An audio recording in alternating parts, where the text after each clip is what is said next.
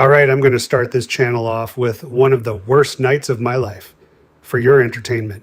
Like and subscribe to Laugh at My Life. I'm not going to use anybody's real name in this. Not hers, not mine, not our mother's. She didn't ask to be a story some stranger watches on the internet, and she sure didn't ask for this one, so we'll leave names out of it. I'm 32 years old, and I've measured out my whole romantic life in almost. Almost asked a girl to homecoming, junior year. Didn't. Almost matched with somebody on an app one time, until she unmatched in the exact amount of time it took me to think of something clever to say. Almost.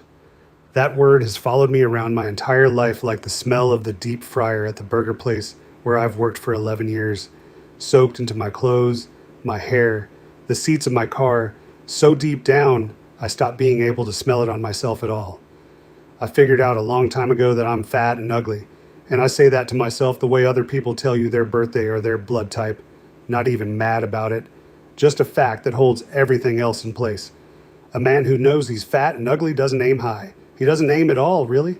He just waits, which is how I ended up letting my mother set me up. I still live with her, by the way, my mother, at 32. That tells you most of what you need to know about me before I even get going. My mother and her mother have known each other for years. Church, then the same Tuesday bingo down at the parish hall, then just talking on the phone every night the way old women do. And somewhere in all that talking, the two of them cooked up a project, which was me and which was her. My mom sat me down at the kitchen table one Sunday and slid her phone across to me with a picture pulled up. Real careful, like she was showing me a used car she knew I couldn't afford anything better than. She's a sweet girl, my mom said. She's had a hard time meeting people too. I looked at the picture. She's not good looking.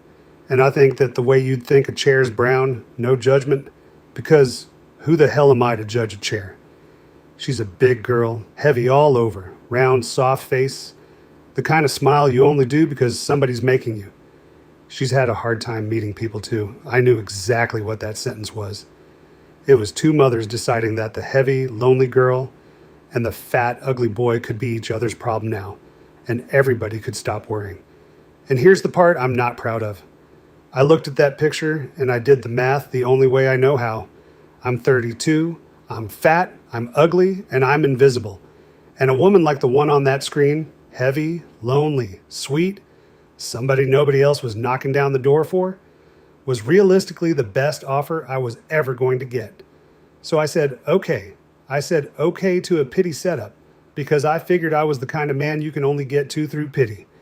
The two of them had it arranged inside the hour. Friday, her place. Her roommate would be out. I worried about it for 9 straight days. I worried the way other people work a full-time job. I'd lie there at night running every version of it. What I'd say, where I'd put my hands, whether she'd laugh or just look at me. I'd get my hopes up so high I'd feel almost sick with it. And then I'd remember the look on her face in that photo, the made-to-smile look, and I'd come right back down. But even down at the bottom, there was this little ember I couldn't stomp out. This thought going, maybe this is the one. Maybe a man only needs the one. 9 days of that. By Friday, I was so wound up I could barely sit still. I got ready by panicking. Cleaned my room in my mother's house, like I was ever in a million years going to bring a woman back to the twin bed I've slept in since I was 9. Hope makes you stupid like that. Scrubbed the bathroom me and my mom share. Washed my sheets, hid the work uniforms, bought a candle, practiced talking out loud in the mirror. Laid out my good shirt, the navy one, the one that doesn't pull across my gut too bad. I thought about everything except me. The hot water in my building had been acting up for a week, and Wednesday I told myself I'd shower Thursday. And Thursday, I got so far down a hole rehearsing what I was going to do with my hands that the whole day just evaporated on me. And Friday, I woke up late and spent 6 hours in a fog of nerves, sweating clean through the navy shirt and then through a second shirt. And somewhere in all that terror, the simplest, dumbest, most basic part of the plan fell straight through the floor. I didn't bathe. I hadn't bathed. I'd count up later in something like 3 days, and I didn't even notice. That's the worst part. The fryer grease, the nerve sweat, the smell of a man being scared for 9 days straight. That was all just the smell of me to me, the air I was breathing. Couldn't detect it any more than a fish can tell you about water. The drive over, my stomach was doing things. I'd been so wound up all week I'd barely eaten anything that wasn't a taquito off the roller grill, and about halfway there my gut clenched up and I let one go, and it was not a clean one, wet. I sat at a red light absolutely horrified, told myself I'd deal with it when I got there, and then of course I didn't, because by the time I parked the freeway, sound was already roaring in my ears and the only thing left in my head was her front door. Just one more thing I'd stop being able to smell on myself by then. She answered in sweatpants and a t-shirt, hair up in a clip, TV already going behind her. No candle, no real shirt. She hadn't done a single thing to get ready, and I understood right away that this wasn't a date to her. It was a chore. A box her mother had told her to check. And I was the box. She gave me the made to smile from the photo, exactly that, and held the door half open with one hand still on it, not really stepping back to let me in. And me, nervous, sweating, not knowing what you're even supposed to do, I went in for a hug. One stiff, awkward, arms half up hug, hello, the kind you give an aunt. I leaned in, got maybe to where my shoulder was near hers, not even really touching her yet, and she smelled me. I felt it happen. I felt her whole body do that little involuntary flinch, the one where it's already decided something the mind hasn't caught up to yet, her face turning a few degrees away and her nose wrinkling. And then I watched her catch it, paste the smile back on, take a small breath through her mouth. She didn't say a word, and that's the thing about a woman who's there out of pity. She'd rather choke on it for a few minutes than say it to your face. So she let me in, and we did the date. For about 5 minutes. 5 of the longest minutes of my life. Looking back, though I didn't know it yet, because right then I still had the ember going. We just stood in her front room. She didn't sit down, so I didn't sit down, and I ran the lines I'd practiced in the mirror, and she gave me back those short, little customer service words. Oh, nice, yeah, that's funny. The whole time angled half away from me with one arm folded up near her face, like she was just thinking. Except she wasn't thinking, she was filtering her air. And I told myself she was shy. I told myself it was going fine.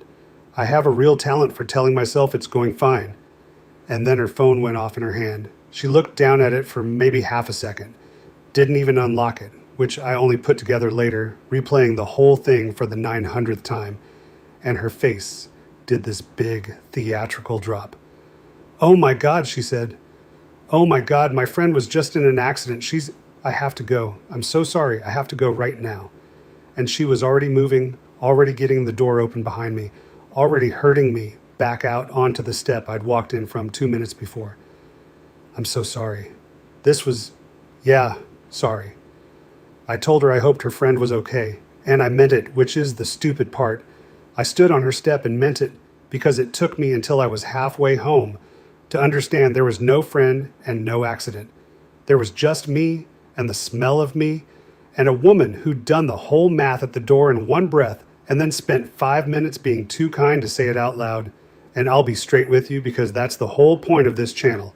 I got out to my car and I wasn't sad. I was furious because I've been getting that exact look my entire life. And at some point you stop blaming yourself and you start seeing the pattern. You want to know what women actually want? They'll never say it.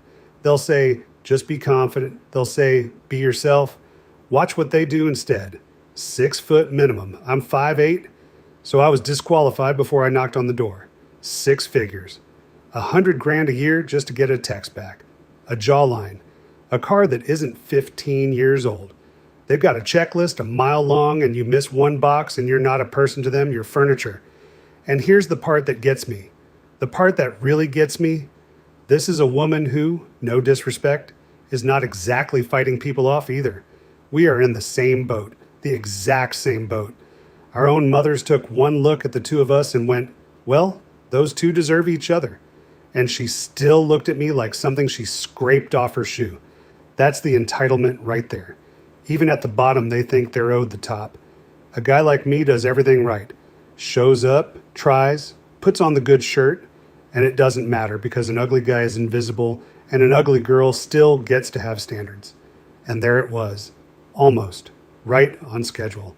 standing there with me on her doormat, close as my own shadow, like it owned the place, like it had always owned the place, like it had just been waiting all my life, through homecoming, through the unmatch, through 9 days of hoping in the dark, for somebody to finally feel sorry enough to open the door, so it could be standing there on the step to meet me the second she did. I drove home that night defeated. When I pulled into the driveway, the porch light was on and the living room light behind it, because my mother had waited up to hear how it went with the nice girl from bingo. I sat out in the car for a few hours. My mom went to bed, ended the night playing Elden Ring. That's all for this one, guys. I'll give you an update soon enough. Going to see if I ever get a text back from her for the next video.